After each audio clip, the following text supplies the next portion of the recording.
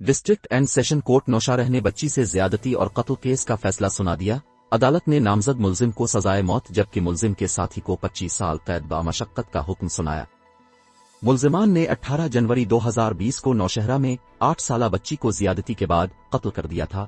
عدالتی فیصلہ کے بعد دونوں مجرمان کو سینٹرل جیل مردان منتقل کر دیا گیا۔ خیال رہے کہ 8 سالہ بچی اپنی چھوٹی بہن کے ساتھ قرآن پاک پڑھ کر واپس آ رہی تھی کہ راستے میں کھڑے 18 سالہ لڑکے نے اسے دکان سے چیزیں دلانے کا لالچ دے کر ساتھ لے لیا جبکہ چھوٹی بہن کو واپس گھر بھیج دیا۔ دیر تک گھر واپس نہ پہنچنے پر اہل خانہ نے تلاش شروع کی تو ملزم بھی ساتھ شریک ہو گیا اور انہیں غلط نشاندہی کرتا رہا کہ میں نے بچی کو یہاں دیکھا تھا۔ بعد ازاں چھوٹی بچی نے گھر والوں کو بتا دیا کہ یہی وہ لڑکا ہے جس کے ساتھ لاپتہ بچی گئی تھی، جس پر اہل خانہ نے ملزم کو پولیس کے حوالے کر دیا۔ پولیس نے روایتی طریقے سے تفتیش کی اور تو ملزم نے بچی کی لاش کی نشاندہی کر دی اور ساتھ ہی بتایا کہ 35 سالہ ٹیکسی ڈرائیور بھی جرم میں شامل ہے، جس پر پولیس نے دونوں کو گرفتار کر کے عدالت پیش کیا۔